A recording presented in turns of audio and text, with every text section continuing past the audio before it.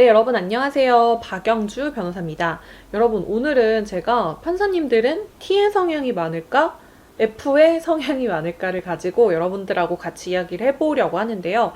사실 제가 이번 주 내내 재판과 조정기를 다니면서 의뢰인분들이 직접 판사님을 만나게 되는 그런 일들이 몇 번 있었어요. 저는 항상 재판을 가고 일을 하면서 판사님들의 성향을 10년 넘게 봐왔기 때문에 익숙한 판사님들의 성향에 이제 의뢰인분들이 좀 당황스러워하거나 이해를 못하는 그런 경우가 몇 번 발생을 하는 걸 보면서 제가 한번 이거를 유튜브에서 이야기를 해야겠다라는 생각이 들었어요. 재판부가 좀 F의 성향이 있다라고 한다면 저는 좀 더 감정적인 호소 그리고 인간적인 이야기에 치중을 해서 감정적인 변론을 할 것 같고요.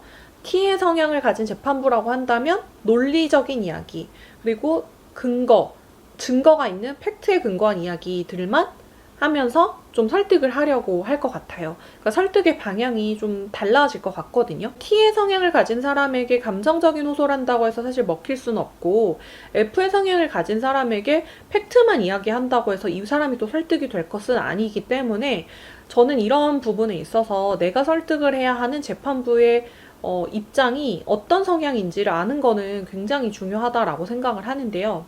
저는 재판부의 성향은 대부분, 아니 거의 한 99%가 T의 성향을 가진 재판부라고 생각을 하고요. 아무리 말씀을 드려도 사실은 판사님을 직접 만나기 전까지는 그래도 사람이 하는 일이고 뭐 이러이러한 정황이 있고 내가 억울한 부분이 있는데 이거를 왜 이해를 못하냐라고 좀 생각을 하시는 분들이 많이 있거든요. 근데 직접 판사님을 만나보면은 엄청나게 T스러운 모습을 보고 굉장히 불안해하고 당황스러워 하시는 경우가 많이 있습니다. 판사님들 개인 성격이 F냐 T냐 이런 거하고는 다른 문제이고요. 판사님들이 일을 할 때 어떤 성향을 가지고 일을 하는지라고 보시면 돼요. 그러니까 공적인 부분에서 어떤 성향으로 이 사건을 대하고 있는지에 대한 이야기를 하는 거라고 보시면 되는데요. 제가 예전에 어떤 판사님한테 그런 얘기를 들은 적이 있습니다. 판사님이 그냥 재판을 하다가 머리가 가려워서 이렇게 긁었대요. 근데 나중에 재판의 당사자한테 항의를 받으셨다는 거죠. 원고가 막 이야기를 하고 있는데 머리 이렇게 긁는 모습을 보면서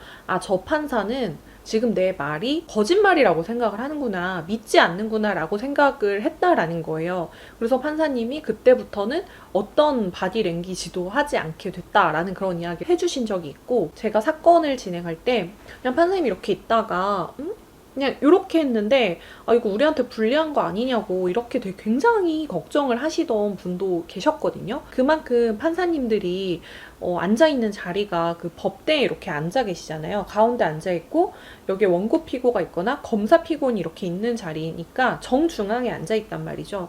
그만큼 판사님의 말과 표정과 행동이 집중이 될 수밖에 없는 분위기의 법정이다 보니까 판사님들의 말투 하나하나, 행동 하나하나가 다 의미를 가지게 되는 거죠. 자신이 가지고 있는 생각이나 이런 것들 우선은 표현을 하는 게 굉장히 조심스러운 분위기이기 때문에 누구의 편을 들어준다는 것 자체가 엄청나게 부담스러운 입장이신 거예요. 이 사람이 어떤 감정적인 호소를 했다고 해서 판사님이 그 말이 맞다라고 동의를 해주는 순간 그 재판의 신뢰성과 공정성을 잃을 수 있다라는 그런 부담감을 가지고 재판을 하시고 있다라고 생각을 하시면 되거든요. 제가 여러분들이 이해하기 쉽게 재판부나 수사기관은 T의 성향을 가졌다.